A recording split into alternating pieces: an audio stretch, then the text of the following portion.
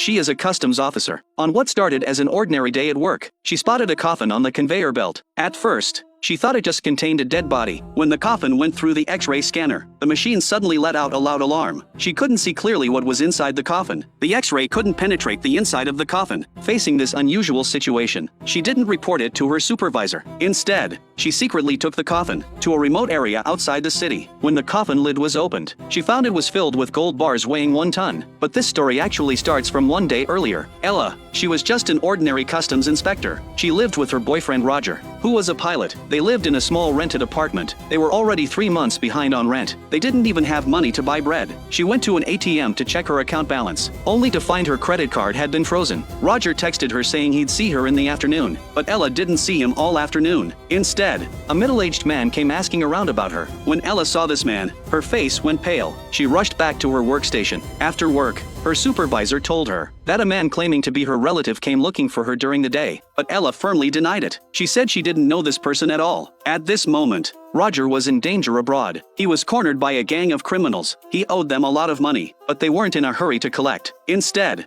they wanted him because he was a pilot. They ordered him to help transport something for them, to make sure he would obey. The gang decided to hold Ella as a hostage. Roger took the chance when he went to the bathroom, and quickly called Ella. In a panicked voice, he told her to pack and leave immediately. Ella had no idea what was happening, but she followed his instructions and started packing her things. But she had just started packing when she heard the door being forced open. Terrified, she ran to the balcony. A group of gang members rushed in. When she heard someone coming to the balcony, Ella quickly hid. She jumped out the window and hurt her foot. She limped away. After escaping on a bus, she immediately called Roger back. She demanded to know what was happening. Roger kept saying everything was fine, but Ella knew better. Her boyfriend had worked at a casino before. He probably owed money to loan sharks. Roger told Ella that he had a Korean friend in Cambodia. This friend was a manager of a local organization. One of his employees had an accident. The body needed to be transported back to Korea the next day, but the procedures were complicated, so he urgently asked for Roger's help. He asked Ella to personally handle the inspection of that coffin, make sure it passes through customs. The next day, Ella did see that coffin, but when the coffin entered the scanner, the machine immediately triggered a loud alarm.